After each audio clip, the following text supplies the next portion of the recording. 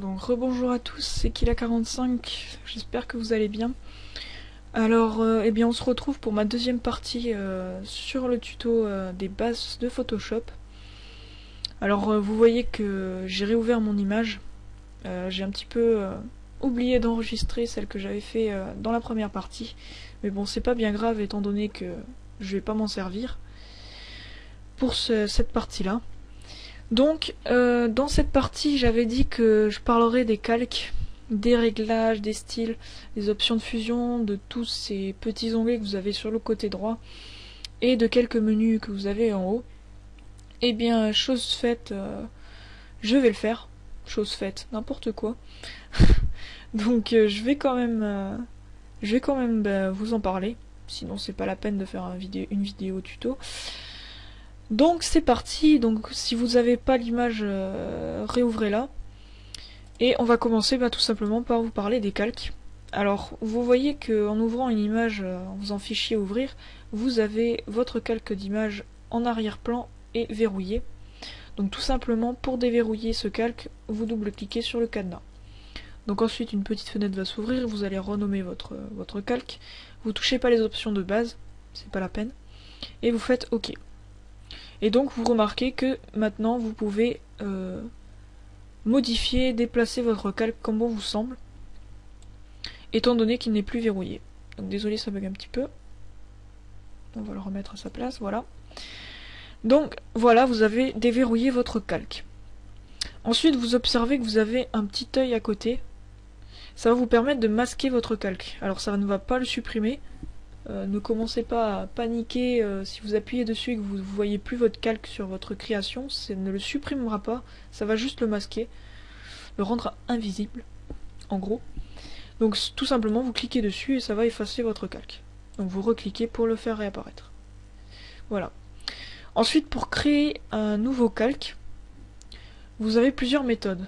Alors moi personnellement j'utilise le petit carré qui est en bas. C'est le plus rapide, vous créez un nouveau calque directement, qu'ensuite vous pouvez renommer, je vais l'appeler tuto, voilà. Donc pensez toujours à renommer vos calques, très important.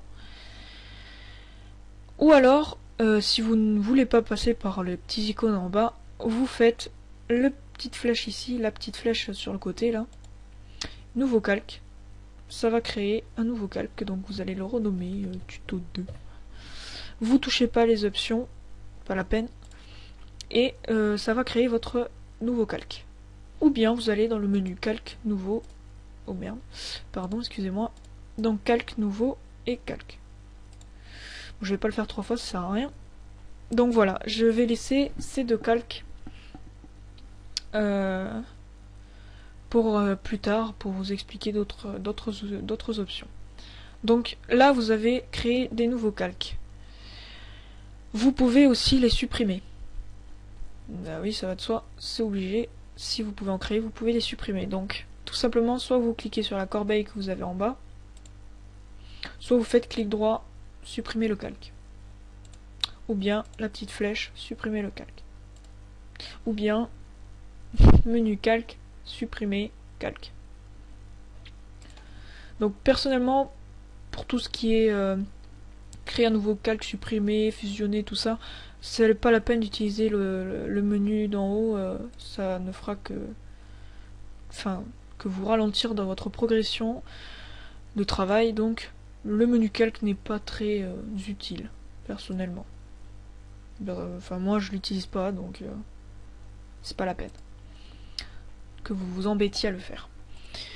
Donc ensuite, vous avez la possibilité de fusionner vos calques. Donc pour cela, il suffit de fusionner deux calques.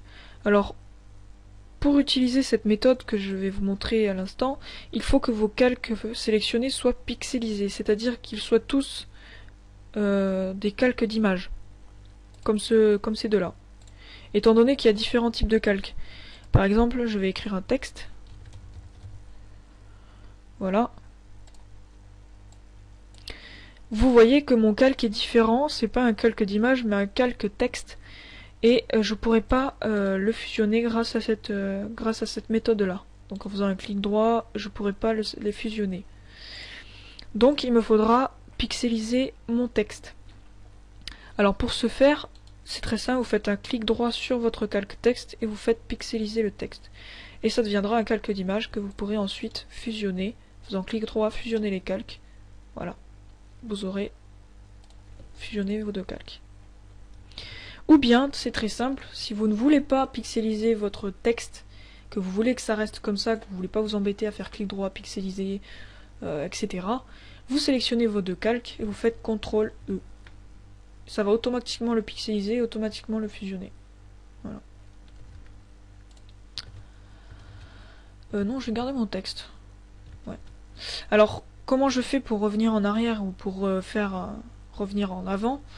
C'est très simple, soit vous allez dans édition, pardon, et vous faites aller vers l'avant ou aller vers l'arrière, soit vous faites CTRL Maj Z pour aller vers l'avant et CTRL Alt Z pour aller vers l'arrière. Donc vous avez les raccourcis qui sont écrits ici, tout simplement. Donc prenez aussi l'habitude d'utiliser les raccourcis, ça vous sera très utile dans... Enfin, vous mettrez moins de temps à chercher les options, etc. Donc vous gagnerez du temps sur votre création. Donc ensuite, vous avez ici des options. Donc je vous parlerai pas des verrous du fond, c'est pas la peine. Pour le début, vous en servirez pas. Donc je vais un petit peu vous parler des options de fusion.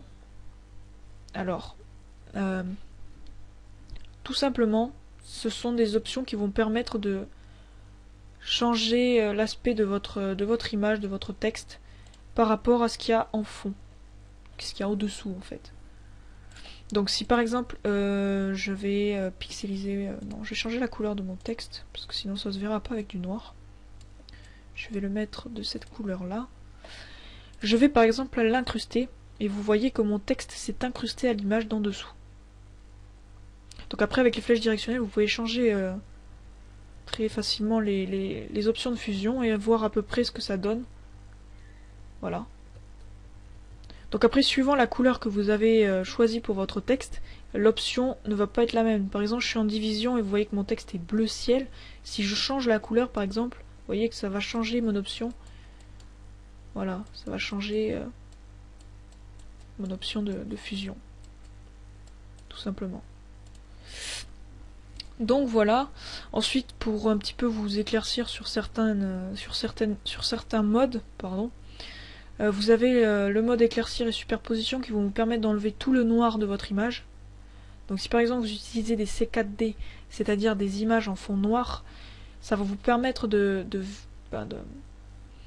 d'effacer tout le noir de votre image et de laisser seulement la partie qui n'est pas qui est colorée, qui n'est pas noire en gros. Ça peut être utile pour faire des effets. C'est utile d'ailleurs pour faire des effets sur des gens, sur du texte. Des effets plutôt graphiques. C'est plutôt intéressant. Donc ces deux modes de fusion sont très utiles pour ça. Et obscurcir et produit, ça va permettre d'enlever le blanc. Tout simplement, c'est l'inverse de ces deux. Ça va enlever le blanc. Bon après, c'est à vous de voir ce que font chaque mode. C'est à vous selon vos envies, de voir ce que ça fait. Et celui que vous avez envie d'utiliser. Donc ensuite vous avez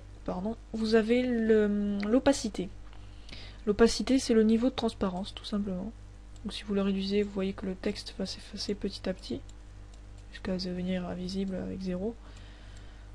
Voilà. Donc ça pour les différentes options. Donc ensuite vous pouvez faire des groupes de calques. Alors tout simplement vous sélectionnez vos calques que vous voulez grouper. Et vous faites CTRL G, ça va créer un dossier où vous aurez la totalité des calques que vous voulez grouper. Ensuite vous le renommez, fond, par exemple. Et ça fera comme si toutes vos images étaient fusionnées en gros. Par exemple, voilà, si je vais effacer le groupe, ça va effacer tous mes calques qui se trouveront dans le dossier, dans le groupe. Donc CTRL G pour faire un groupe de calques. Ensuite, vous avez la possibilité de faire un style de calque. Donc, qu'est-ce que c'est qu'un style de calque? Eh bien, c'est tout simplement comment dire, faire une option de fusion sur votre calque. Donc ça peut être n'importe quel type de calque, un texte, une image, et vous pouvez changer le style de ce calque. Donc par exemple, je vais prendre le texte, je vais faire un clic droit, je vais cliquer sur option de fusion, et j'aurai cette fenêtre qui apparaît. Donc ça va me permettre de changer le style de mon calque. Donc là, vous voyez que c'est un style plutôt banal, basique, de 2D. Si par exemple vous voulez changer le style de calque, eh bien c'est très simple. Soit vous avez une palette de styles prédéfinie. Donc si vous cliquez sur ce style, voilà, vous aurez l'effet en aperçu. Vous avez différents styles. Donc après c'est à vous de voir celui qui vous convient le mieux. Ou bien vous pouvez vous-même faire votre propre style. Tout simplement en cliquant sur les différentes propriétés que vous avez et en changeant les options. Donc, par exemple, vous lui mettez une ombre portée, vous voulez qu'elle soit de distance 10, de taille 2, pour que ça se voit un petit peu mieux. Vous voulez régler l'opacité, le mode de fusion, l'angle. Vous pouvez le mettre à 120, ce sera donc différent. Je vais laisser à 30. Le contour, la qualité, bref. Vous pouvez changer tout type d'options pour créer votre propre style. Vous pouvez changer, voilà, incruster une couleur, mettre un contour. Enfin voilà, vous pouvez changer votre calque grâce à ces styles-là. Vous faites OK pour valider et vous avez tous vos effets qui apparaissent juste en dessous. Donc pour le réduire, vous faites la flèche. C'est très simple. Voilà. Donc ensuite, qu'est-ce que je voulais vous dire aussi sur les calques et les... Ben, pas grand-chose, je pense que j'ai tout dit. Oui, j'ai tout dit. Donc maintenant, on va passer aux réglages. Alors les réglages, vous avez deux méthodes pour les réaliser. Soit vous avez la petite fenêtre ici, réglages, que vous pouvez faire apparaître grâce au menu fenêtre. Vous cliquez sur le menu fenêtre, vous faites réglages, vous avez la petite fenêtre qui apparaît si vous ne l'avez pas. Si vous l'avez, vous avez ces petits carrés qui apparaissent. Donc vous avez différents réglages. Et il faut savoir que ces réglages vont concerner tous les calques qui seront en dessous. C'est-à-dire que ce sont des calques de réglage. Voilà, je vais par exemple faire une luminosité contraste. Vous voyez qu'il y a un calque qui apparaît. Donc ça, on appelle ça un calque de réglage. Tu vas te mettre au-dessus, voilà. Et ça va concerner tous les calques qui seront en dessous. Donc voilà, je vais vous montrer. Bon là, le texte, ça se voit pas trop parce que j'ai les effets. Donc j'ai enlevé les effets pour vous montrer plus en détail. Et vous voyez que même le texte est pris en compte dans les réglages. Donc par exemple, donc ça, voilà, c'est un calque de réglage, on appelle ça un calque de réglage. Ça va être un calque qui va prendre en compte tous les autres calques d'en dessous et qui va leur affecter un réglage en gros. Voilà. C'est tout bête. Ensuite, si vous voulez par exemple faire un réglage que sur un calque en particulier, et pas sur tous les autres, il suffit de sélectionner votre calque, d'aller dans Images, Réglages, et vous avez les mêmes réglages dans ce menu-là. C'est à peu près les mêmes réglages que vous aurez ici, mais ça concernera que l'image sélectionnée. Alors il faut savoir qu'il faut que votre calque soit pixelisé pour avoir les réglages. S'il n'est pas pixelisé, vous n'aurez pas ces réglages et vous ne pourrez pas apporter un réglage à votre image. Donc je vais vous montrer, je vais faire aussi une luminosité contraste. Et vous voyez que mon texte ne bouge pas. Il est toujours... il reste toujours pareil, quoi. Il n'y a que mon fond qui est pris en compte. Voilà. Donc voilà pour les réglages. Donc ensuite vous pouvez aussi faire des réglages grâce au petit bouton en bas, le rond noir et blanc que vous avez en bas. Vous avez différents réglages ici. Ou bien sur l'onglet, tout simplement. Ensuite vous avez donc la boîte à style, je l'ai montré tout à l'heure. Vous avez différentes fenêtres aussi sur le côté que vous pourrez utiliser tout au long de de votre création. Alors personnellement, je n'en utilise pas beaucoup. J'utilise celle-ci pour les caractères, donc pour tout ce qui est texte. Ça va me permettre d'approfondir un peu plus mes options de texte par rapport à ce qui est déjà donné dans la frise horizontale au-dessus. Ensuite, j'utilise aussi le pot de forme pour pouvoir changer la forme de mon pinceau afin de faire des propriétés de smudge différents. C'est pas forcément pour le smudge, mais c'est pour notre pinceau, voilà, pour lui changer les propriétés. Ou bien j'ai les formes prédéfinies, ça va éviter de nous casser la tête à changer les différentes propriétés. Voilà, vous avez des formes prédéfinies. Après ça c'est l'historique, je l'utilise pas, et les nuanciers je les utilise très rarement, mais bon je les gardais au cas où j'ai besoin d'une couleur en particulier qui est déjà prédéfinie, c'est toujours utile. Donc normalement cet onglet là vous l'aurez en haut, décidément, vous l'aurez en haut, mais bon après ça sera à vous d'organiser votre espace de travail comme bon vous semble. Donc ensuite vous voyez que j'ai une petite règle. Normalement vous ne l'aurez pas vous. Enfin, si vous l'avez, tant mieux. Si vous l'avez pas, tout simplement, vous allez dans Affichage et Règles. Ça va vous afficher la règle. Alors, normalement, par défaut, elle est en centimètres. Pour la mettre en pixels, parce que vous travaillez en pixels et non en centimètres, vous faites clic droit sur la règle et vous sélectionnez pixels. Et ensuite, si vous voulez, par exemple, être un petit peu plus minutieux dans vos colorisations, dans vos placements d'images, etc., vous pouvez mettre des repères grâce à cette règle. Et bien c'est tout simple, vous allez dans Affichage, Nouveaux repères, et vous mettez, si c'est horizontal ou vertical, et vous mettez le nombre de pixels auquel vous... Enfin, à l'endroit que vous voulez que votre repère apparaisse. Par exemple, je veux un repère à 150 pixels, je fais OK, et j'aurai un repère à 150 pixels. Donc tout ce qui sera ici, je pourrai en faire... quelque chose de différent par rapport à tout le reste. C'est un petit peu mieux pour organiser sa création, si vous voulez que ce soit bien perpendiculaire, bien fait. Après, vous pouvez vous-même placer des repères. Vous n'êtes pas obligé de... Enfin, vous n'êtes pas obligé de le faire grâce à ce menu-là. Il vous suffira tout simplement de maintenir le clic enfoncé dans la règle et de descendre. Et de le mettre par rapport à la règle que vous avez sur le côté. Voilà. Pareil pour cette règle-là. Voilà. Tout simplement après pour effacer les repères, vous allez dans Affichage, Effacer les repères. Voilà.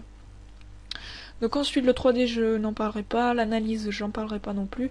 Les filtres, alors les filtres sont des réglages qui sont uniques à votre calque. Donc vous pouvez pas faire un filtre de flou sur ce calque et que ça apparaisse sur aussi le texte. Enfin, c'est unique si vous sélectionnez un calque bien sûr. Si vous sélectionnez ces deux calques, vous aurez votre filtre sur les deux calques. Ça va de soi. Donc pour cela, vous allez dans le menu filtre. Alors soit vous passez par la galerie de filtres, vous en avez quand même pas mal, avec leur aperçu. Il est joli celui-là. C'est pour les... D'accord. Donc soit vous passez par cette option-là.